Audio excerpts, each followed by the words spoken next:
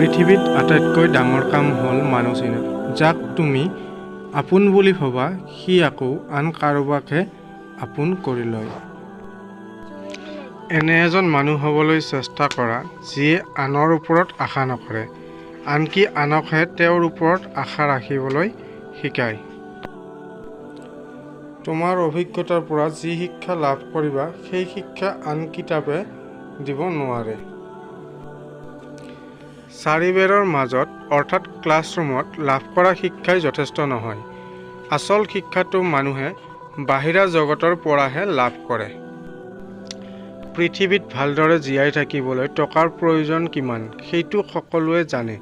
তথাপি বহু মানুহে অপ্ৰয়োজনীয় কামতহে টকা খৰচ কৰে। প্ৰকৃত ধনী মানুহে সাধাৰণ জীৱন যাপন কৰে, কিন্তু মধ্যবিত্তসকলে ধনীৰ পৰিচয় দিবলৈ গৈ বিপদত পৰে। এই পৃথিৱীত বহু মানুহ আছে, তাৰে কিছুমানে জীয়াই থাকিবৰ বাবে আহাৰ খায় আৰু আন কিছুমানে খাবৰ বাবে জীয়াই থাকে। দায়িত্বহীন মানুহে কাম কৰিবলৈ এলাহ পায়, কিন্তু দায়িত্ব থকাসকলে প্ৰখৰ ৰ'দতো হাল বাই খেতি কৰে।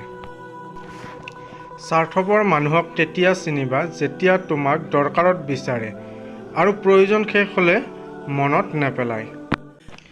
ভাত ৰান্ধিবলৈ শিক্ষিত নাৰীৰ প্ৰয়োজন, গতিকে নাৰীক শিক্ষাৰ পৰা বঞ্চিত নকৰিবা।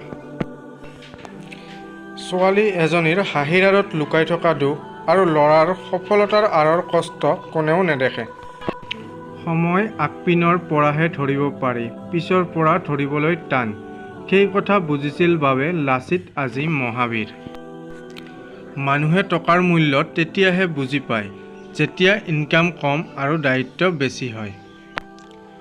জীৱনটো বুজিবলৈ হ'লে পিছলৈ চোৱা আৰু জীয়াবলৈ হ'লে আগলৈ চোৱা।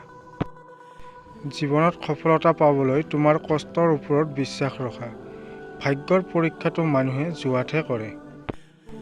হৃদয়খন আইনাৰ দৰে নকৰিবা, যি এবাৰ ভাঙিলে জোৰা নালাগে। শিলৰ দৰে কঠিন কৰিবা, যেন বহু কষ্ট পালেও নিজৰ ৰূপতে থাকে। সফলতা পাবলৈ হ'লে অসফলতাৰ বাটেৰে যাবই লাগিব। তেতিয়ালৈকে কষ্ট কৰা যেতিয়ালৈকে সফল নোহোৱা। আধাতে বাদ দিলে প্ৰথমে কৰা কষ্টৰ কোনো ফল নাপাবা। ভাগ্যৰ কথা কোনেও নাজানে, কিন্তু যিয়ে কষ্ট কৰে তেওঁ সফল হয়।